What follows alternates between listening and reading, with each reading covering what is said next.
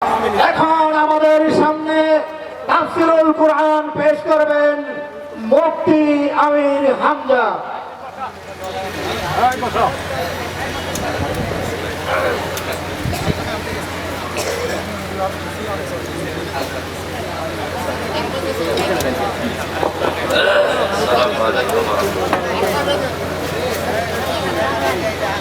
বসে পড়েন, যারা দাঁড়িয়ে আছে জায়গা পেলে বসে পড়েন, জায়গা পেছান। আলহামদুলিল্লাহ রহমান এই আওয়াজ যেভাবে আওয়াজ বাড়িয়ে যেভাবে এটা সরিয়ে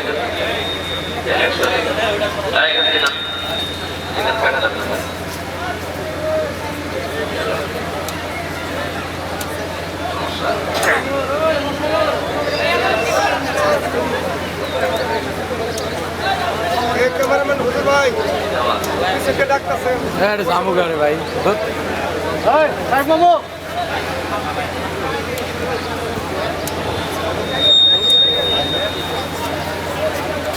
الذي خلقنا للعبادة والجان وخصنا بالتكريم بين الحيوان ونشهد أن لا إله إلا الله وحده لا شريك له شهادة موصلة إلى الجنان ونشهد أن محمدا عبده ورسوله المبعوث فينا بالهدى ودين الحق ليظهره على الأديان صلى الله عليه وعلى آله وأصحابه الكرام ما دام الشمس والقمر بجريان والنجم والشجر يسجدان أعوذ بالله من الشيطان الرجيم بسم الله الرحمن الرحيم ولتكن منكم أمة يدعون إلى الخير ويأمرون بالمعروف وينهون عن المنكر أولئك هم المفلحون صدقت يا ربنا عن أبي ذر رضي الله تعالى عنه قال سمعت رسول الله صلى الله عليه وسلم من ادعى ما ليس له فليس منا وليتبوأ مقعده من النار رواه مسلم وما زادهم إلا إيمانا وتسليما اللهم صل على محمد وآله وصحبه وبارك وسلم الحمد لله টাঙ্গাইল জেলার শফিপুর উপজেলা বাংলাদেশ জামাত ইসলামী শফিপুর উপজেলা শাখার উদ্যোগে তাফসীরুল কোরআন মাহফিলের স্বনামধন্য সভাপতি বাংলাদেশ জামাত ইসলামীর শফিপুর উপজেলা শাখার সম্মানিত আমির বিশিষ্ট ইসলামী চিন্তাবিদ শিক্ষাবিদ অধ্যাপক আল আমিন বিশ্বনবীর যতগুলো গুণবাচক নাম ছিল তার ভেতরে অন্যতম এই নামটা আমিন। কি নাম? আল আমিন। এই নামের ওসিলায় আল্লাহ তাকে যেন কবুল করেন, বলেন আমিন। প্রধান অতিথি বাংলাদেশ জামাত ইসলামী টাঙ্গাইল জেলা শাখার শ্রদ্ধাভাজন জেলা আমির বিশিষ্ট ইসলামিক চিন্তাবিদ রাজনীতিবিদ জনাব আহসান হাবিব মাসুদ দামাত বারকাতুহুল আলিয়া, সম্মানিত উদ্বোধক অধ্যাপক মাওলানা শফিকুল ইসলাম খান, সহকারী সেক্রেটারি বাংলাদেশ জামাত ইসলামী টাঙ্গাইল জেলা শাখা, বিশেষ অতিথি জনাব আব্দুল আওয়াল আজম আমির বাংলাদেশ জামাত ইসলামী শেরে বাংলানগর থানা ঢাকা মহানগর উত্তর, আমন্ত্রিত অতিথি এখানে আছেন জনাব জাকারিয়া মোমেন, এতক্ষণ যারা আলোচনা রেখেছেন সম্মানিত অত্র এলাকার যারা ওয়ারফা'না লাকা যিকরা দুনিয়া আখিরাতে তাদের মর্যাদা সম্মান কামনা করছে, আল্লাহ যেন দান করেন, বলেন আমিন। আমি শুধু দুনিয়াতে না, দুই জগতেই সম্মান কামনা করেছি। আর যে আয়াত পড়লাম সূরা আলাম নাশরাহ লাকা সাদরাক, এই সূরার 4 নাম্বার আয়াত। যেহেতু কোরআনের আয়াত দিয়ে দোয়া করলাম, এই দোয়া যদি কেউ নিজের পক্ষে নিতে চায়, আমি যেহেতু মুসাফির মানুষ, দোয়া কবুল হবে, আমি অন্তত নবীর হাদিস অনুযায়ী বিশ্বাস করি। আপনারা বলেন বলেন এই হাদিস অনুযায়ী এখন দোয়া যদি নিজের পক্ষে নিতে হয়, নবীজিকে আল্লাহ এই আয়াতটা শুনিয়েছিলেন, ওয়ারফা'না লাকা যিকরা, হে নবী আপনাকে আপনার সম্মান আমি দিনের পর দিন যত চাই বাড়িয়ে দিই, আমি কি আপনার নাম উপরে তুলি নাই? আমি আয়াতটা নিয়ে চিন্তা করেছিলাম আল্লাহ কিভাবে উপরে তুললেন। পৃথিবীতে যেখানে আল্লাহর নাম উচ্চারণ হয়, দেখেন সেখানে রাসূলুল্লাহর নাম উচ্চারণের ব্যবস্থা আল্লাহ করে দিয়েছে। এই বাংলাদেশ টেকনাফের শেষ গ্রাম থেকে তেতুলিয়ার একেবারে পঞ্চগড় বাংলা বান্ধা পর্যন্ত 1110 কিলোমিটার। ওই টেকনাফের শেষ গ্রাম থেকে যখন আজান দেওয়া আরম্ভ হয়, পঞ্চগড়ের বাংলা বান্ধা পর্যন্ত আজান শেষ হতে প্রায় 13 মিনিট 10 সেকেন্ড সময় লাগে। আমি হিসাব করে মিলিয়েছি, 1 সেকেন্ডও এর ভেতরে আজান বন্ধ থাকে না। কথা বুঝতেছে? এই যে 13 মিনিট 10 সেকেন্ড শুধু বাংলাদেশের এরিয়ার ভেতরে, আমাদের চাইতে ভারত প্রায় 29 ডবল, এই বাংলাদেশের চাইতে আমেরিকা 59 ডবল। হিসাব করেন তো, তামাম দুনিয়া এখন 257টা দেশ আছে। কম বেশি সব জায়গায় আল্লাহর নাম উচ্চারণ হচ্ছে, সাথে সাথে নাম উচ্চারণ হয় কার? আশহাদু আল্লা ইলাহা ইল্লাল্লাহ। যখনই মানুষ বলে, পরের শব্দে বলা হয় আশহাদু আন্না মুহাম্মাদান আবদুহু ওয়া রাসূলুহু বা মুহাম্মাদুর রাসূলুল্লাহ। আল্লাহ যার নামকে নিজের নামের পাশে লাগিয়ে একেবারে উপরে তুলে দিলে, সে আয়াত দিয়ে যেহেতু দোয়া করেছি, চাদর দিয়ে বেষ্টন করে রেখেছেন, ওখানে কেউ প্রবেশ করলে সে নিরাপত্তা পেয়ে যায়। অথচ কাবার বাইরে যান, নিরাপত্তা পাওয়া দূরের কথা, সেখানেও চুরি আছে, ছিনতাই আছে, ডাকাতি আছে, মারামারি গন্ডগোল হট্টগোল হচ্ছে বাইরে। কাবার এরিয়ার ভেতরে প্রবেশ করলে আপনি নিরাপত্তা পেয়ে যাচ্ছেন। গ্যারান্টি দিয়েছিল কে? আরো জোরে। আমাদের এই 56,000 বর্গ মাইলের বাংলাদেশ এখন নিরাপত্তা চাদর দিয়ে ঢেকে রাখতে হবে। মাস্ট বি আমাদেরকে শিরক মুক্ত জীবন তৈরি করা লাগবে। শিরক কি? মানে এক কথায় জবাব দিচ্ছি, আল্লাহ যেটা পারে ওইটা অন্য কেউ পারে, এই বিশ্বাস করার নাম শিরক। শিরক যারা করে তারা মুশরিক। মুশরিকের জন্য জাহান্নাম ওয়াজিব আর জান্নাত হারাম। এটা কঠিন হয়ে গেল না? আমি নারী কমিশন যে জমা দিয়েছি, আমি 318 পৃষ্ঠা পুরাটা পড়ে দেখেছি। আমার ছোট্ট মেধার ভেতরে আমি দেখলাম প্রায় কোরআনের 10টা আয়াত তারা অলরেডি অস্বীকার করেছে। কোরআনের আয়াত 10টা আর হাদিস প্রায় 28টা, ওরা মানেই না এগুলো। 93% মুসলমানের দেশে আপনি রিপোর্ট দেওয়ার সাহস পেলেন কোথায়? আপনার পেছনে কারা আছে আমরা জানি। এখনো পর্যন্ত যারা রাজপথে মিছিল দিয়েছে ঢাকাতে কয়েকদিন ধরে, মিছিলের সামনে দেখবেন 2-3 জন বাংলাদেশি, আর সব কলকাতা থেকে ভাড়া করা। একটু দেখবেন খেয়াল করে, বাংলার মেয়েরা এত নিচে আজও নামে নাই। এক কথা বলে না কেন? স্লোগান দিয়েছে, ওটা বাংলাদেশের মুসলমানের মেয়েরা জীবনও দেবে না। চেয়েছিলাম হিস্সা, হয়ে গেছি বেশ্যা। আমি তো আসলে বেশ্যা। চরিত্র আছে যেগুলো স্বামীকে দেখানো দরকার, ওগুলো পাবলিককে দেখাচ্ছে। আমি আর নিচে নামলাম না। তা আপনি কি হিস্সা চাইলেন আর কি পেয়েছেন? আপনার বরাতে যা ছিল, কপালে যা ছিল, আপনার চরিত্র যা তাই পেয়েছেন। ওগুলো তো জনগণের জন্য দেখানোর জিনিস না। দেখানোর জিনিস যেখানে সেখানে দেখায় না, উল্টা পাল্টা জায়গায় দেখিয়ে বেড়াচ্ছে। আপনার গোপন অঙ্কগুলো কেন জনগণকে দেখান? আমি একটা একটা করে প্রথম পারিবারিক জীবনের হাত দিয়েছে, এরপরে হাত দিয়েছে আমাদের সবচেয়ে বড় জায়গা যেটা তারা বলেন দেহ আমার, সিদ্ধান্ত আমার। কোথায় পেয়েছেন এটা? কোরআনে কারিমের প্রায় 918 জায়গায় আয়াতের বিরুদ্ধে ওরা কথা বলেছে। আলা লাহুল খালকু ওয়াল আমরু, আল্লাহ বলেন এই জমিন আমি বানিয়েছি, এখানে সিদ্ধান্ত চলবে আমার। ওরা বলছে দেহ আমার, সিদ্ধান্ত আমার। দেহ আপনার মালিক, আপনার বাবা মা এই দেহর মালিক না। আপনার বাবা মা শুধু বিছানায় ছিল, এতটুকুই শেষ। বাকি ওই বীর্য থেকে হামজা পর্যন্ত বানিয়েছে কে? দেহ আপনার হয় কি করে? দেহ আল্লাহ বানিয়েছে, সিদ্ধান্ত দেহের উপরে চলবে কার? আরো চলে। দেহ আপনার, সিদ্ধান্ত আপনার। এই কথা শিরিক।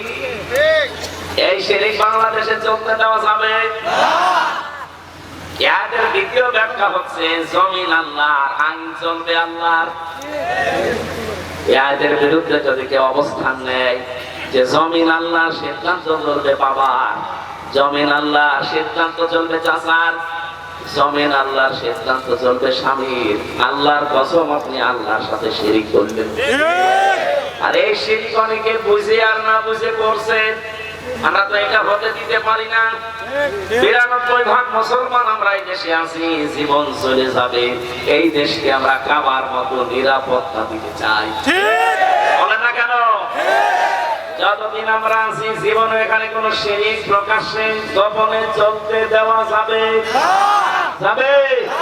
যারা করছেন তাদেরকে এই জন্য বোঝাচ্ছে চীন, আমেরিকা, জাপান, রাশিয়া আমাদের নিরাপত্তা দিতে পারবে না, তাদেরই নিরাপত্তা গ্যারান্টি নেই। নিরাপত্তা দিতে পারে বলেন তো কে? ইয়াকুলুনা হাল্লানা মিনাল আমরি মিন শাইইন কুল ইন্নাল আমরা কুল্লাহু লিল্লাহ।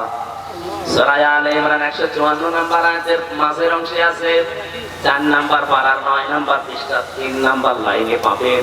এটা তাফসীরে ইবনে জিলালের কোরআনের ব্যাখ্যায় আছে। আল্লাহ পাক বলেন, হে নবী, ওরা যদি প্রশ্ন করে যে আইন তৈরি করার ক্ষমতা কি আমাদের আছে, আপনি একেবারে ডাইরেক্ট বলেন যে না, কুলিন্নাল আমরা কুল্লাহু লিল্লাহ। আইন তৈরি করতে পারে শুধুমাত্র কে? আমরা তো এইটাই চাই। এই কথা বললে আপনার কাছে রাজনীতি মনে হয় হোক। ৫৪ বছর ধরে এক কথা মানুষকে বোঝানো হয় যে জমিন আল্লাহর, আইন চলবে আল্লাহর। এ কথা বলতে গেলেই যারা আমাদের বিরুদ্ধে অবস্থান নিয়ে মিথ্যা কথা ছড়িয়ে দেন যে এই দেশে যারা একামতের দিনের দায়িত্ব পালন করে তাদের আকীদা ঠিক নেই, এই ভুয়া ধোঁয়াটা তাদের উপর আপনি দিতে পারলেন। মিথ্যা অভিযোগ একটা। অন্য যে কেউ এখানে আছেন আমি চ্যালেঞ্জ দিয়ে বলতে পারি, কোরআন শরীফ মাথায় নিয়ে বলতে পারি, যাদের উপরে এই মিথ্যা তহমত আপনারা লাগিয়ে জাতির কাছ থেকে আলাদা করতে চান যে জামাত ইসলামী বাংলাদেশের আকীদা ঠিক নেই, কে বলেছে? জামাত ইসলামী বাংলাদেশের আকীদা হচ্ছে জমিন আল্লাহর, আইন চলবে আল্লাহর। এর বাইরে যদি জামাত ইসলামের আকীদা থাকে আমি এক্ষুনি এখান থেকে চলে যাব। যদি কেউ জামাতের এখানে থাকে জিজ্ঞাসা করেন তো জমিন আল্লাহর, আইন চলবে মওদুদির? বলেন আপনি কোন কারণে মিথ্যা তহমত দিতে আছেন এতদিন? যতগুলো অভিযোগ করা হয়েছে তাদের বিরুদ্ধে সবগুলো মিথ্যা, সবগুলো মিথ্যা। যুদ্ধ অপরাধীর তালিকায় তাদের নাম ঢুকিয়েছেন। আর যুদ্ধ অপরাধীর সংখ্যা জানেন? যুদ্ধ অপরাধী কাদের বলা হয়? ওই সময় যারা বিনা কারণে যুদ্ধ করেছিল, পাকিস্তানের যারা যুদ্ধ করেছিল তাদেরকে আপনি যুদ্ধ অপরাধী বলতে পারেন। 2 নম্বরে রাজাকার বলা হয়। দাড়ি আর টুপি দেখলেই। আজ 3 দিন একটা ভিডিও ঘুরছে আন্তর্জাতিক 2টা মিডিয়ার, ভিডিও আকারে ঘুরছে যে রাজাকার যাদের বলা হয় আমাদের এই দেশে আমরা মনে করি দাড়ি আর টুপি থাকলে রাজাকার, অথচ ওই সময় রাজাকার যারা ছিল একটারও দাড়ি নেই, সবগুলো নমো। আমার এই যে ট্যাটু এখনো আছে। এই দেশে মিথ্যা তথ্য ছড়িয়ে দাড়িওয়ালা টুপিওয়ালা মানুষ রাসূলের আদর্শ যারা মেনে চলে তাদেরকে রাজাকার বানিয়েছে কিছু কুমতলবী মানুষেরা। রাজাকার মানে সাহায্যকারী। যারা ওই জামানায় পাকিস্তানের মিলিটারি বাহিনী যারা এসেছিল তাদের সহযোগী হিসাবে যারা ঠিক ওই ইউনিফর্ম পরে যুদ্ধ করেছিল, আমার ভিডিওতে দেখলাম এখানে RAZAKAR লেখা আছে, রাজাকার। যে পুলিশের যে পোশাক পরে এখানে লেখা থাকে না, নেম প্লেট দিয়ে ঠিক ওইভাবে লেখা আছে। ওদের চেহারার দিকে তাকিয়ে দেখলাম মাথায় ওই পুলিশের মতো টুপি দেওয়া, মুখে একটারও দাড়ি নেই। তাহলে এটা আপনি নিয়ে আসলেন কোন জায়গা থেকে? তার মানে মিথ্যা তহমতটা একামতে দিনের উপরে চালিয়ে এই 54 বছর বাংলাদেশের মানুষকে আসল ইসলাম থেকে দূরে রেখেছিল। চ্যালেঞ্জ দিয়ে বলতে পারি, আল্লাহর কসম, জামাতের আকীদা আইন আল্লাহর, জমিনও আল্লাহ, এর বাইরে আকীদা থাকলে আপনি এই মুহূর্তে জামাত থেকে চলে যান। এই মিথ্যা তহমত আর দেওয়া যাবে না। আমাইয়াকসিব খাফিয়াতান আও ইসমান সুম্মা ইয়ারমি বিহি বারিয়ান ফাকাদ হাতামালা বুহতানা ওয়া ইসমাম মুবিনা। সূরা নিসা 5 নম্বর পারা 15 নম্বর পৃষ্ঠা 10 নম্বর লাইনের 112 নম্বর আয়াত।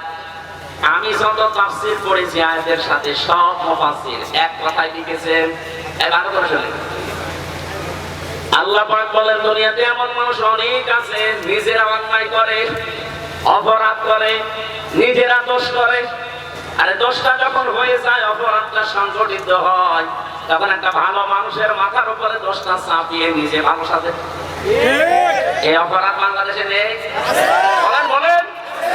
আল্লাহর ঘোষণা ছিল ফাকাদ হাতামালা বুহতানা ওয়া ইসমান মুবিনা।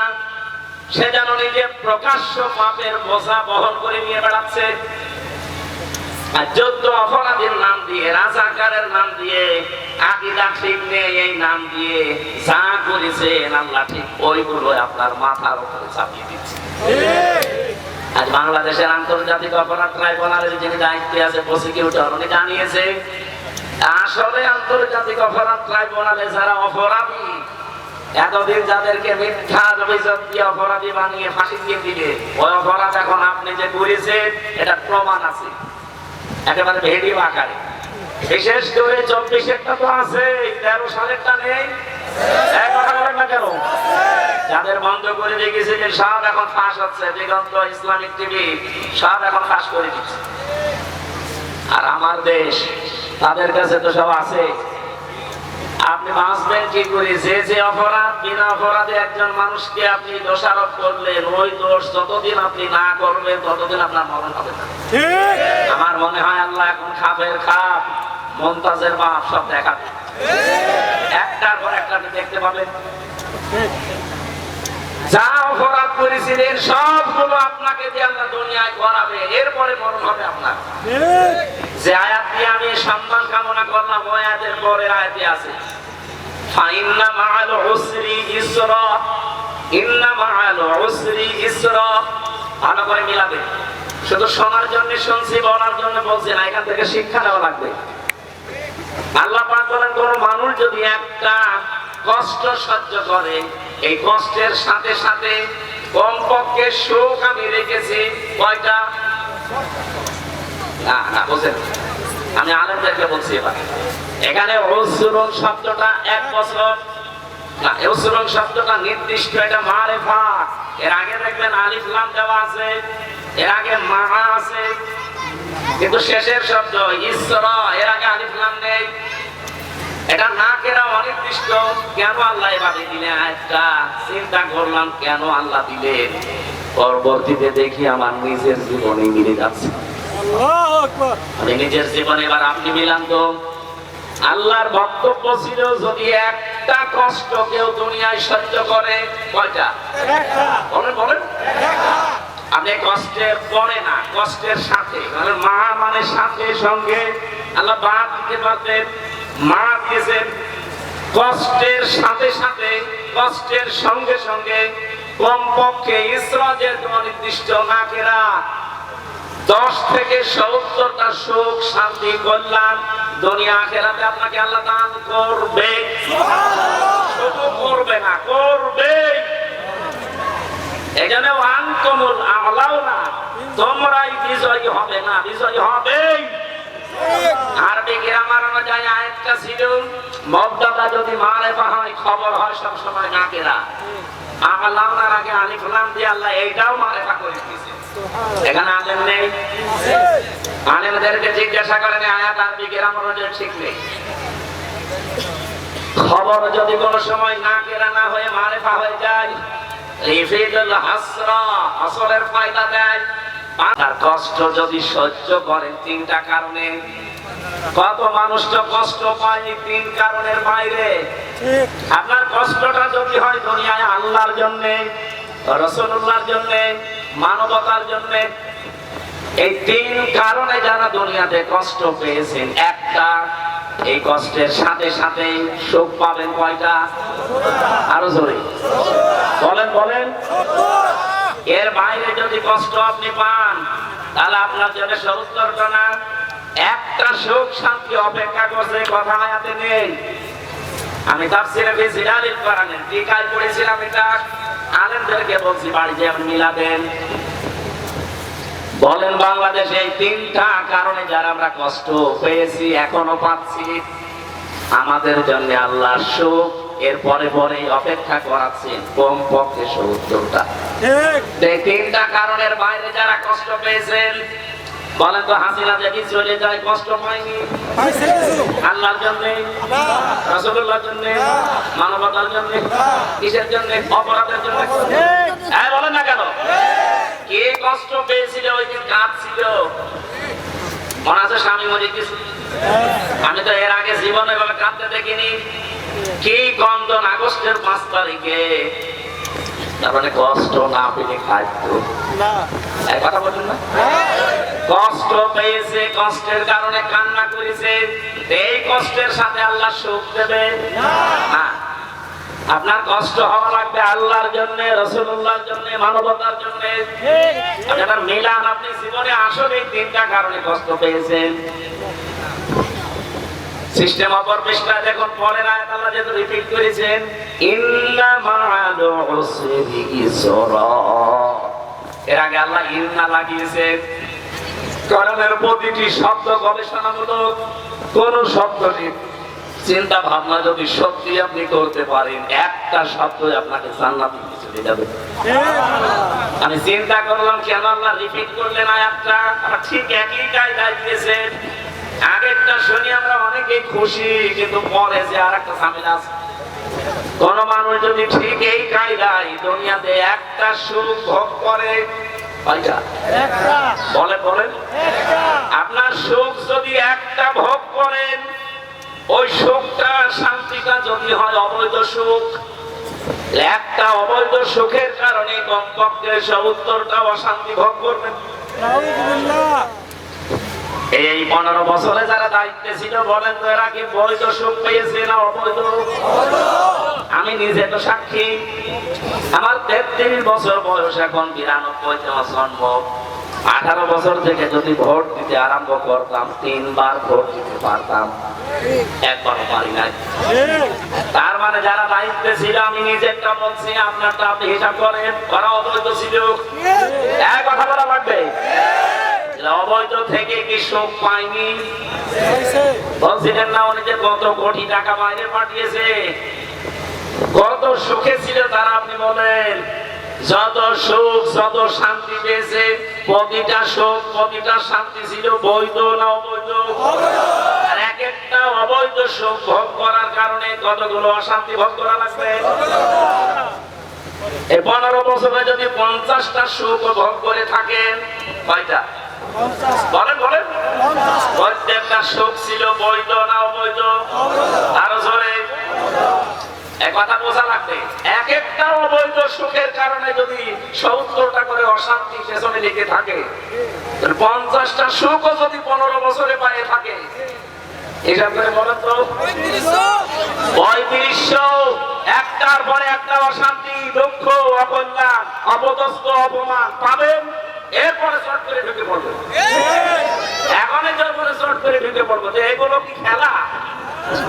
যত সুখ পেয়েছেন প্রতিটা অবৈধ সুখের জন্য 70টা করে অশান্তি আল্লাহ দুনিয়া আখিরাতে দেবে। যারা এরকম পেয়েছেন হিসাব করে রাখেন। এখনো অনেকেই চেষ্টা চালাচ্ছে যে আবার আমি অবৈধ সুখ ভোগ করবো না, আমরা বেঁচে থাকতে আপনাকে অবৈধ সুখ ভোগ করতে দেবো না। এই কারণেই তো বলছে যে আগে সংস্কার করেন তারপরে নির্বাচন দেন। সংস্কার না করে যদি আবার নির্বাচন দেন তো আবার দিনের ভোট রাতে হবে, আবার চেয়ার পাবেন, হয়তো 2-5 বছর থাকবেন, সুখ পাবেন, প্রত্যেকটা সুখ হবে অবৈধ সুখ। আপনি অবৈধ সুখ ভোগ করে এরপরে পরে যে অশান্তি আসবে, আপনি মুসলিম মানুষ, আপনাদের উপরে অশান্তি আসুক এটা আমরা চাই না, এই জন্য তো এত বাধা দেওয়া হচ্ছে। আমার কথার অর্থ যদি না বুঝে থাকেন হাত তোলেন তো।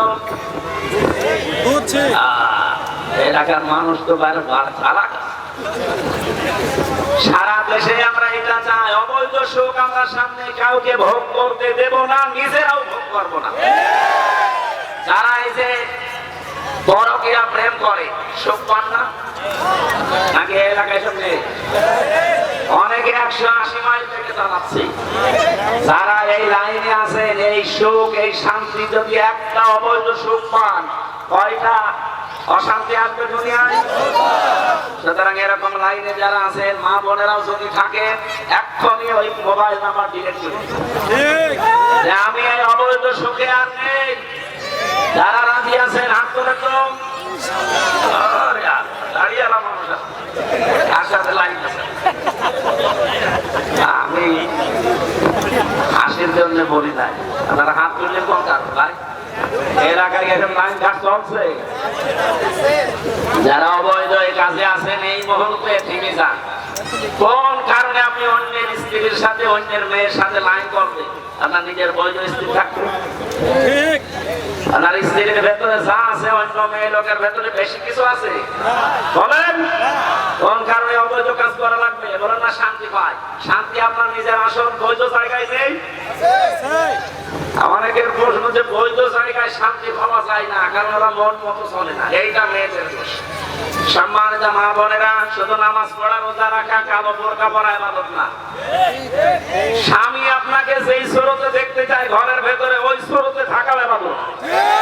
আপনার স্বামী যদি মন মানসিকতা এমন হয় যে আপনাকে খোলামেলা দেখতে চাই, থাকবেন খোলামেলা, কোন অসুবিধা নেই। যদি বলে হাতা কাটা ব্লাউজ গায়ে দিলে ভালো লাগে, আপনি তাই গায়ে দিবেন। হযরতে খাদিজাতুল কুবরা জীবনী পড়েছি, জীবনে কোনোদিন এক ওয়াক্ত নামাজ পড়েন, একটা রোজা রাখেন, একদিনের জন্য তিনি পর্দায় ছিলেন না। অথচ আল্লাহ নিজে তাকে সালাম দিয়েছে জীবিত অবস্থায়। জান্নাতে ঘর বানিয়ে তার জন্য আল্লাহ পাঠিয়েছে, সুসংবাদ দিয়েছে। পুরা জীবনী তার আমি পড়ে দেখেছি। এই যে বিধানগুলো তিনি মানেননি কেন? কারণ তার ইন্তেকালের পরে এগুলো সব নাযিল হয়, এজন্য উনি মানতে পারেন। কিন্তু আল্লাহ তাকে সালাম দেওয়া, জান্নাতে ঘর বানিয়ে পাঠিয়ে দেওয়া একটা কারণ পেয়েছি। জীবনে কোনোদিন জীবিত অবস্থায় যতদিন সংসারে ছিলেন, একদিনের জন্যও স্বামীর মনে তিনি দুঃখ দেননি, কষ্ট দেননি। আল্লাহ এত খুশি হয়েছিল এই কারণে জান্নাতে ঘর বানিয়ে তার জন্য পাঠিয়ে দিয়েছেন সুসংবাদ, এবং আল্লাহ নিজে সালাম দিয়েছেন। এখানে যারা স্বামী আছেন মিথ্যা কথা বলবেন না। আল্লাহর দিকে তাকিয়ে বলেন তো, জীবনে কোনোদিন আপনার বউ একদিনের জন্য আপনাকে দুঃখ দেয়নি, এরকম একটা স্বামী হাত ধরেন তো। একজন সম্মানিত মা বোনের ওখানে দাঁড়িয়ে কি দেখছেন? কি আপনার স্বামী দেখেন? হাত তুলে কিনা? একটা স্বামীও হাত তুলতে পারেনি, সভাপতি পারেনি, প্রধান অতিথিও পারেনি, আমিও পারিনি। মিথ্যা কথা বলবো কেন? এটা রেকর্ড হচ্ছে, লাইভ চলছে। ম্যাডাম দেখে দেখুক, কপালে যা আছে কিন্তু মিথ্যা কথা বলা যাবে না। সম্মানিত মা বোনেরা হচ্ছে না। এতগুলো স্বামী বসে আছি, আমরা একটা মানুষও হাত তুলতে পারি না যে আপনি খাদিজার সাথে জান্নাত যাবেন কি করে? একজন বলছে ঠিক, তোমরা ও ঝামেলা আছে না। মা বোনদেরকে আরো উদার হওয়ার জন্য বলছি। সম্মানিত মা বোনেরা, কয়েকদিন আগে আপনারা দেখেছেন শুধু বউ আর শাশুড়ি এদের এই ছোট মনের কারণে তার স্বামীটা এই যে পলাশ সাহা এএসপি মরে গেল। আজ হাজারো পরিবারে এরকম পলাশ সাহা আমরা আছি, মানসিক রোগী হয়ে যাচ্ছি শুধু শাশুড়ি আর বোন এই ছোট মনের কারণে। তো মনটা ন্যারো মাইন্ডের না করে ব্রড মাইন্ডের করতে পারেন না, কয়দিন থাকবেন দুনিয়ায়? এই ঈদ আসতেছে, ঈদুল আজহা, মাকে যদি কেউ 1000 টাকা দিয়ে শাড়ি কিনে দেয়, স্ত্রীকে 800 টাকা দিয়ে 200 টাকা কম বেশি স্বামীর সাথে কথা বলে। এরকম ছোট মনের বউ আছে কার হাত তোলেন তো? একজন। আমি হাসির জন্য বলি না, এটা বাস্তব চলছে। আল্লাহ আমাদের মা বোনদেরকে খাদিজাতুল কুবরার মতো ব্রড মাইন্ডের হওয়ার তৌফিক দেন, বলেন আমিন। হচ্ছে না মা বোনেরা, আমার আফসোস লাগছে আপনাদের জন্য। শুধু নামাজ পড়ে রোজা রেখে কালো বোরকা পরিয়ে না জীবনও জান্নাত যেতে পারবেন না। স্বামী একটা ফ্যাক্টর। এখন যদি আমার মনে হয় প্রশ্নটা মেয়েরা উল্টো করে করে, হুজুর একটু হাত তোলান তো, যে জীবনে বোর মনে কোনোদিন দুঃখ দেয়নি এরকম স্বামী আছে কিনা? নেই। আমরা পারবো না। আমাদেরকে হযরতে আলীর মতো হওয়া দরকার, কথা বলেন ঠিক কিনা? এজন্য পরকীয়া প্রেমের মতো অবৈধ কাজে যারা শোক পাচ্ছেন থেমে যান। যে যেখান থেকে আছেন ওই মুহূর্তে এক্ষুনি তওবা করা লাগবে। দেন মোবাইল নাম্বার ডিলিট করে দিন, আমার কোনো দরকার নেই, আমি বৈধ সুখ যতটুকু আছে আমি ভোগ করব। আমার কথা ছিল দুনিয়ায় একটা অবৈধ সুখ কেউ ভোগ করলে তার জন্য সাথে সাথে অশান্তি দুঃখ ভোগ করা লাগবে কয়টা? আমি যে হাদিস পড়েছিলাম মুসলিম শরীফের, বিশ্বনবী জানিয়েছেন মানিদ্দাআ মা লাইসা লাহু ফালাইসা মিন্না ওয়ালিয়াতাবাওয়া মাকআদাহু মিনান নার। নিজের না কিন্তু সেই জিনিস নিজের দাবি করে। এদিকে তাকান, যে জিনিস আপনার না ওই জিনিস যদি আপনি দাবি করেন, 1 নাম্বার শাস্তি আপনার জন্য ফালাইসা মিন্না, ওই দিন থেকে আপনি আর নবীর উম্মত নেই। 2 নম্বরে ওয়ালিয়াতাবাওয়া মাকআদাহু মিনান নার, আপনি যেন জাহান্নামে নিজের একটা স্থান তৈরি করে নিলেন। আমি হাদিসটা পড়ার পরে বাংলাদেশের সাথে মিলিয়েছি। আগস্টের 5 তারিখের আগেও ছিল, আগস্টের 5 তারিখের পরে বহু মানুষ অলরেডি আল্লাহর নবীর উম্মত থেকে খারিজ হয়ে গেছে। যে জিনিস তার না সেটা নিজে দখল করে বাবা শাহজালাল সব হালা করে নিচ্ছেন। টাঙ্গাইল জেলা হয়তো এগুলো শুরু হয়নি, কি বলেন? যে জিনিস আপনার না আপনি দখল করতে পারেন না, যদি এরকম কেউ করে থাকেন ফেরত দেওয়া লাগবে। এক কথা বলেন না কেন? এই চরিত্র দেশে নেই, এখনো চলছে এটা। যেটা যার না ফেরত দিয়ে দেন, জোর করে জবরদস্তি করে দখল করেছেন, সাদাবাজি করে দখল করেছেন, যেভাবে টাকা ফেরত দিয়ে দেন, নয়তো আপনি নবীর উম্মত আর নেই। বলেন নবীর উম্মত যদি কেউ না থাকে, ওর নামাজ রোজা কিছু হচ্ছে? আর যদি মরে যায়, আমির হামজা না খাবার ইমাম দিয়ে এসে যদি বলেন বিসমিল্লাহি ওয়া আলা মিল্লাতি রাসূলিল্লাহ, পুরো মিথ্যা কথা। না, আপনি আল্লাহর নামেও নেই, রাসূলের দলেও নেই, এই মিথ্যা কথা আমরা বলবো কেন? এজন্য আমরা চাই যার জিনিস দখল করেছেন, সাদাবাজি করে হোক, চুরি করে হোক, ডাকাতি করে হোক, ফেরত দিয়ে দেন। হাদিসের টিকা বলছি, এবার কোন জিনিস যদি আপনারই ছিল, আপনারটা দখল হয়ে গিয়েছিল, হাত ছাড়া হয়েছিল, সাদাবাজি করে মিথ্যা মামলা দিয়ে মিথ্যা সাক্ষী দিয়ে আপনার কাছ থেকে নিয়েছে, এখন ওইটা আপনি যদি ফেরত পান তাহলে আপনার গুনাহ নেই। কথা বোঝেননি?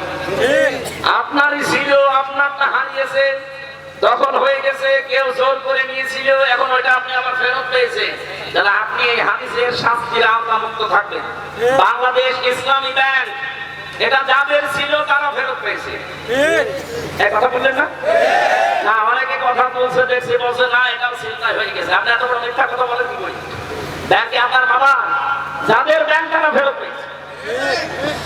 আপনারটা যদি এরকম হাত ছাড়া কিছু হয়ে যায়, আপনি ফেরত পান, আপনি হাদিসের শাস্তির আওতামুক্ত থাকবেন। আমার কথার অর্থ যদি না বুঝে থাকেন, একা একা আসেন। আপনার আর কোরআন শরীফ বুখারী শরীফ দিয়ে হবে না, বাখারি লাগবে। এত সহজ বাংলায় বলার পরও খালি নিজের দিকে টানেন মানে? যেই জিনিস আপনারই ছিল কিন্তু হাত ছাড়া হয়ে গিয়েছিল, ওটা আপনি আবার ফেরত পেয়েছেন। ইসলামী ব্যাংক ঠিক ওইটাই। এক কথা বলেন না কেন? তারপরেও যে এখনো সব ফেরত পাওয়া যায়নি। ৭৫,০০০ কোটি টাকা ওরা এখান থেকে উল্টা পাল্টা করেছে, ওই টাকাগুলো ফেরত দেওয়া লাগবে। তাদের মাথার ঘাম পায়ে ফেলা ব্যাংক আপনার বাবার ব্যাংক, আর আপনি মিথ্যা কথা ছড়ান জাতির কাছে যে এটাও চিন্তা হয়ে গেছে। আপনারটা যদি এরকম কিছু হয়ে থাকে 15 বছরে, আপনার দোকান কেউ দখল করেছিল, আপনার জমি কেউ কেড়ে নিয়েছিল, ওটা ফেরত পেয়েছে, ফেরত নেই, অসুবিধা নেই। আমার মনে হয় আপনি হাদিসের অর্থ বুঝেছেন। এরপরও যদি না বোঝার ভান করে থাকেন, আমার অন্তত কিছু করার নেই। এই কথা বলে না কেন? আমার এই আয়াতের মূল কথা ছিল একটা অবৈধ সুখ ভোগ করলে ৭০টা শান্তি একটার পর একটা আসতেই থাকবে। আমি জেনে শুনে আপনাকে আবার অবৈধ সুখ ভোগ করাবো মানে?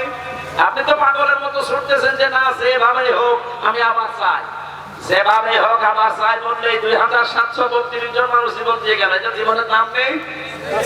এরা সংস্কারের জন্য জীবন দিয়েছে। সে সংস্কারই যদি না হয়, আপনি খালি উল্টা পাল্টা চিন্তা করেন।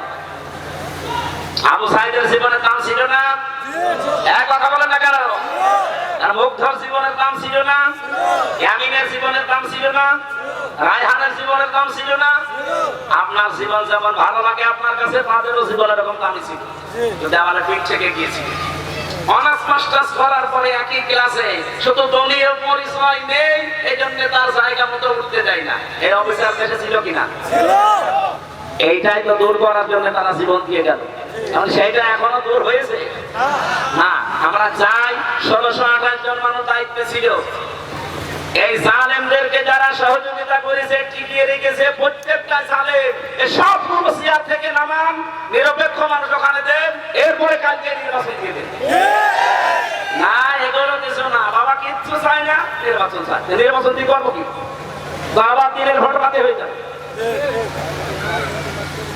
একবার বিয়ে করার পরে বাসার রাতে স্ত্রী ডাক দিয়ে বলছে, স্ত্রীকে এসে দাদি শাশুড়ি বলছে, দেখো ও নাতি বউ, আমি কিন্তু পতি চাই।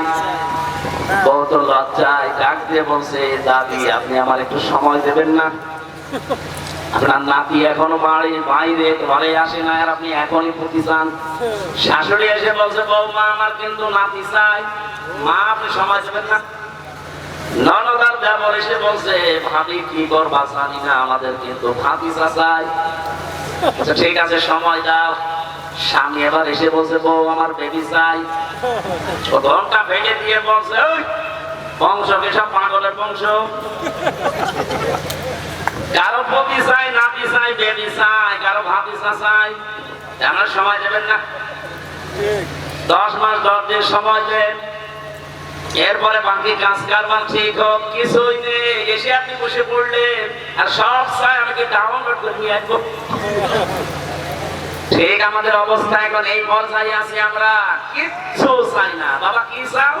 নির্বাচন। আর নির্বাচন তো আমরাও চাই। আপনি আবার ওদের দিয়ে নির্বাচন করাবেন। ওই ১৬২৮ জন মানুষই আছে, টাঙ্গাইলটা কুষ্টিয়ায়, কুষ্টিয়াটা কুমারখালী, এই গেছে। মান তো সব একই আছে, এক কথা বলে না কেন? আমরা তো এইটাই চাচ্ছি যে এই ১৬২৮ জন মানুষ পাল্টান, হয় সবগুলো জালেম না জালেমের দোষক। এরা থাকাকালীন আবার হবে, আবার আপনারা অবৈধ সুখ পাবেন।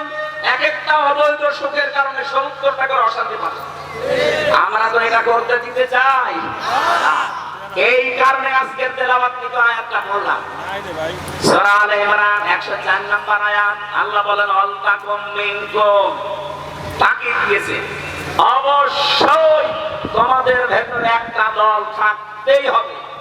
শুধু থাকতে হবে না, থাকতেই হবে। ১৪টা দল না, মিনকুম উম্মাতুন, এটা একটা দলের কথা, আলিফ লাম দেয়, তাহলে দলটি হতো। আল্লাহ বলেন উম্মাতুন মানে একটা দল, মাস্ট বি, তোমাদের ভেতরে একটা দল থাকতেই হবে। কি করবে সেই দলের মানুষেরা? ইয়াদউনা ইলাল খায়র, তারা ভালো কাজে ডাকবে। এখন ভালো কাজ কি? বাংলাদেশে তো এই শব্দটা নিয়ে ভেজাল আছে। ভালো কাজ আমরা মনে করি মসজিদে আসেন, একটু সেজদা দেন, জীবন চিল্লায় চলে যায়, চলেন, ভালো কাজ হয়ে গেল না। পীর সাহেবের দরবারের দিকে হাজারো মানুষ আমরা ডাকছি, এদেশে যারা একামতে দিন দায়িত্ব পালন করে আসেন, আপনি এ দলে আসেন, মিছিলে যাই, মিটিং করি, ভালো কাজ। কোনটা ভালো কাজে কথা দুনিয়ার মানুষের কাছে নিতে যাবেন, ও নিজের দিকে টেনে নেবে। ভালো কাজ কোনটা এ কথা বলবে কে? বলেন বলেন। এ পৃথিবীতে সবচাইতে ভালো কাজ কোনটা? সরাস সফের ভেতরে আমার আল্লাহ নিজে বর্ণনা দিচ্ছেন, যালিকুম খায়রুল লাকুম। আল্লাহ বলেন এইটাই ভালো কাজ, এইটাই বলেন বলেন। ভালো কাজ কোনটা? এতটুকু আবার শেষ করেননি। যালিকুম খায়রুল লাকুম, এইটাই ভালো কাজ। ইন কুনতুম তা'লামুন, যদি বুঝে থাকো। কি বুঝিয়েছেন আল্লাহ এর আগের শব্দগুলো জান। হাল আদুল্লুকুম আলা তিজারাতিন তুনজিকুম মিন আযাবিন আলীম। আমি কেমন একটা ব্যবসার দালালাত করব। দালালাত মানে ইঙ্গিত দেওয়া, দালালাত মানে জানিয়ে দেওয়া, দালালাত মানে ঘোষণা দেওয়া। আল্লাহ পাক বলেন আমি কি এমন একটা ব্যবসার কথা জানাবো যেটা করলে জাহান্নামে যাওয়া লাগবে না। তুমিনুনা বিল্লাহি ওয়া রাসূলিহি ওয়া তুজাহিদুনা ফি সাবিলিল্লাহ বিআমওয়ালিকুম ওয়া আনফুসিকুম। আল্লাহর প্রতি ঈমান আনার পর, রাসূলের উপর ঈমান আনার পর, এই দুইটা দাবিকে সামনে নিয়ে জান আর মাল আল্লাহর রাস্তায় জিহাদের মাধ্যমে যারা চেষ্টা চালাবে। জিহাদ মানে আপনি 18 কোটি মানুষ নামাজ পড়লে যা হয় ওই পরিমাণ সওয়াব প্রতিদিন পাবেন। আমাদের হায়াত অল্প, কাজ বেশি করা লাগবে। আবু বকর সিদ্দিক রাদিয়াল্লাহু তাআলা আনহু যিনি কোরআন শরীফ এক জায়গায় পড়েছিলেন যে কিয়ামত পর্যন্ত যারা কোরআন পড়বে অল্প বেশি কষ্ট করে নেকি তারা আল্লাহ বুঝিয়ে দেবে। কিয়ামতের সবচেয়ে বেশি নেকি হবে তার। আমরা আমাদের এই সময়টা কাজে লাগাতে চাই। শফিক সাহেবের মতো বাংলাদেশে যারা কোরআন বুকে নিয়ে যেতে পারে, আমি এখানে গণতন্ত্র রাজনীতি বুঝি না, আমরা চাই এই দেশে কোরআনের এই 4টা বিধান, আল্লাযীনা ইম্মাক্কান্নাহুম ফিল আরদ আকামুস সালাত ওয়া আতাউজ যাকাত ওয়া আমারু বিল মারুফ ওয়া নাহাউ আনিল মুনকার। এই 4টা কাজ যারা জারি করতে চাই, আমরা তাদের পেছনে আছি। কোরআনের নির্দেশে চাই। কোরআনের নির্দেশ না থাকলে জীবনও আমরা এই কথাগুলো শুনতাম না, মানতাম না। এই কথা বলে না কেন? আমরা শুধু মানতে চাচ্ছি আমার আল্লাহর কথা। 151 জন সত্যি কথা বলেন তো ঝুঁকি যেতে পারে, দেশের চিত্র পাল্টে যাবে না, চুরি হবে না, ডাকাতি হবে না, চিন্তাই নেই, চাঁদাবাজি নেই। এ দেশটা আল্লাহর কদম দাঁড়িয়ে যাবে। কয়েকদিন আগে আমি মালয়েশিয়া ছিলাম, ওরা 2005 সাল থেকে দাঁড়িয়ে গেছে। সিঙ্গাপুর ওখানে গিয়েছিলাম, ওরা 2005 সাল থেকে দাঁড়িয়ে গেছে। এতটুকু একটা দেশ, এই টাঙ্গাইলের মনে হয় 4 ভাগের 1 ভাগ এই সিঙ্গাপুর। এই দিকে মাত্র 42 ছিল। এতটুকু একটা দেশ আজ বিশ্বে 257টা দেশের ভেতরে আমার মনে হয় 10টা দেশ থাকে তার একটা। আপনাকে গোনা লাগবে তাদের। তারা যদি আজ দাঁড়িয়ে যেতে পারে, চুরি নেই, ডাকাতি নেই, আইনের শাসন আছে। আর আমাদের দেশের সামনে শুধু আইনের শাসন না, কোরআনের শাসন আসতেছে। দেশটা সময় সহায়তা হয়ে যাবে। আমি গ্যারান্টি দিচ্ছি, দেশ আল্লাহর কসম দাঁড়িয়ে যাবে। আগস্টের 5 তারিখের 8 পর্যন্ত একটা রিপোর্ট ছিল, এদেশে মাত্র 100 জনের 15 জন মানুষ বলতো আমরা ইসলাম চাই। তার ভেতরে মাসুদ সাহেব একজন, মাত্র 15 জন। এখন এই যে মে মাসের আজকে 21 তারিখ, 15 তারিখের রিপোর্টটাকে খ্রিস্টানরা বানিয়েছে। মাইক্রোসফট খ্রিস্টানরা এই রিপোর্ট নামাম দুনিয়া মিলে বানিয়েছে 257টা দেশ থেকে। বাংলাদেশের রিপোর্ট তাদের এই যে এই দেশে এখন 100 জনের 77 জন মানুষ বলছে আমরা ইসলাম চাই। খ্রিস্টানরা আমাদের ভালো চায়, আমাদের বিপক্ষে যাদের এই কথা বলে, কিন্তু এটা বলতে বাধ্য হচ্ছে। 100 জনের 77 জন মানুষ এখন ভাবছে যে আমরা ইসলাম চাই। গোবিন্দ পুরামানিক পর্যন্ত, এই হিন্দু বেটা পর্যন্ত বলছে দেশে যদি ইসলাম আছে সবচেয়ে বেশি নিরাপদে আমরা থাকতে পারবো। সুবহানাল্লাহ বলতে পারেন না? আমরা এটার সামনে এটা দেখাতে চাচ্ছি। এই জন্যই তো কল্যাণের দিকে ডাকি মানুষকে, আসেন, এইটাই আসল কল্যাণ। যতদিন আল্লাহর দ্বীন দেশে কায়েম না হবে, আপনি কখনো পূর্ণাঙ্গ ইসলাম মানতে পারবেন না। হয়তো আংশিক কিছু মানবে। ইয়ামুরুনা বিল মারুফ ওয়া ইয়ানহাউনা আনিল মুনকার, তারা ভালো কাজে আদেশ করবে, অন্যায় কাজে নিষেধ করবে। এটা বাংলা অর্থ, ওই বাংলা। এখন আধুনিক অর্থ বের করা লাগবে। ওয়ায়ামুরুনা বিল মারুফ, তারা আদেশ করবে মারুফে। মারুফ মানে ভালো কাজে আরে এটা তো 14 বছর আগে পড়ছি। আধুনিক ব্যাখ্যা হচ্ছে মারুফ শব্দের শাব্দিক অর্থ উরফুন থেকে এসেছে। আরাফা ইয়ারিফু উরফুন মানে পরিচিত, পরিচিত কাজ করে আদেশ করবে। পরিচিত কাজ কি? এটা বলতে হলে আপনাকে সেই পৃথিবীর প্রথম দিন যাওয়া লাগবে নাকি বেশি হয়ে যাচ্ছে? আজান দেবে নাকি?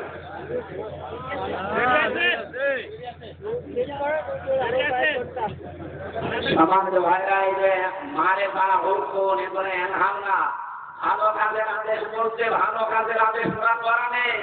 722 জায়গায় আমি এই সত্য মাথার ভেতরে পেয়েছি। ভালো কাজের আদেশ বাংলাদেশে নেই, আছে ভালো কাজের অনুরোধ। কোরআন শরীফে কোন জায়গায় ভালো কাজের অনুরোধ আছে পাবে? বলেন, প্রত্যেকটা জায়গায় আছে ভালো কাজের আদেশ দাও, আর আদেশ দিতে হবে এরকম জায়গা থাকা লাগে। এই ইসলাম 54 বছর এরকম জায়গা আছে। এই জন্যই তো এদেশে ভালো কাজের অনুরোধ আছে, আদেশ নেই। যে এমন একটা দল থাকা লাগবে সেই দল কল্যাণের দিকে ডাকবে, ভালো কাজের আদেশ দেবে। ভালো কাজের আদেশ দিতে হলে চেয়ার রাখবে না? সেই চেয়ারে তোলার জন্য যদি মাসুদ সাহেব, খান সাহেবকে আমরা পাই, আপনি তাকে রাজনীতি মনে করেন? মানে আপনি তো চেয়ারে বসে দুর্নীতি করবে। মাসুদ সাহেব তাকে দেখে রাজনীতি করে সেই মাওলানা নিজামী রহমতুল্লাহ আলাইহি মন্ত্রী ছিলেন, 5 বছর মন্ত্রণালয়ে যাওয়ার পরে 26 টাকা দিতে দিল ফেরত দিল। আপনি দেখান তো, দেখান আপনি। এরপর আবার কি অবস্থা? এরপর আমাকে দেখানো লাগবে, যে দেখানো লাগবে সে জায়গায় পৌঁছিয়ে দেন, আপনাকে দেখাবো। আমি সেদিন সিঙ্গাপুরে নামছিলাম হোটেল থেকে, দেখি নিজে 2 জন বসে আছে। দেখা কে ভাই এখানে? হুজুর আমরা আগে পারি। আপনি পালালেন কেন? আপনারা তো 620টা বাড়ি বানিয়েছেন, এখানে পালিয়ে আছেন মানে? নিচে নামে না, হয়তো আছে। মালয়েশিয়া দেখলাম যে বসে আছে, এখানে কি না এত বাড়ি বানিয়েছে, এক একজনের বাড়ির সংখ্যা 620টা, আর এখন থাকেন হোটেলে। এখানে আপনি সিঙ্গাপুরে, মালয়েশিয়াতে সেকেন্ড হোম বানিয়েছে, এখানে সাহেব পাড়া বানিয়েছে, সব তো ভালো লাগানো। হুজুর ওখানে থেকে ভাই খাবো। 30 লাখ বাঙালি আছে এই দেশে, 30 দিয়ে ভাগ বানিয়ে দেন। এমন জীবন আপনি কেন তৈরি করবেন যে আপনারা জনগণ দেখলে জুতা মারতে চায়? কথা বলেন না কেন? আমরা সফল হতে চাচ্ছি ভালো কাজে আদেশ দেওয়ার মাধ্যমে। যেহেতু আদেশ দিতে হলে একটা জায়গা লাগে, ওই জায়গার জন্য যদি কেউ রাজনীতি করে, কেউ যদি ভোট করে, মিটিং করে, এইটা ভালো কাজ। কি কথা বলেন না কেন? যারা অন্যায় কাজে নিষেধ করবে না, কে বলে আপনাকে নিষেধ করবে? অন্যায় কাজে বাধা দেবে না, মানে বাধা দেওয়া, প্রতিবন্ধক সৃষ্টি করা। এই একটা নদী নেই, কি নাম? যমুনা নদী। যমুনা নদীর পানি চলতেছে, আপনি যদি আমার না কাবা শরীফের ইমামকে দিয়ে বলবে ওই পানি বন্ধ হয়ে যা, হবে? পানি বন্ধ করার জন্য লাভ দেওয়া লাগবে, প্রতিবন্ধকতা সৃষ্টি করা লাগবে। এই দেশে যত অন্যায় চলছে এটার জন্য ওয়াজে হবে না, এটার জন্য দাওয়াতে হবে না, এটার জন্য বাধার প্রাচীর তৈরি করা লাগবে। যত অন্যায় হচ্ছে, অন্যায় বাধার প্রাচীর তৈরি করতে গেলে অবশ্যই কিছু আসবে, আর ওইটার জন্য ডাকাত লাগবে।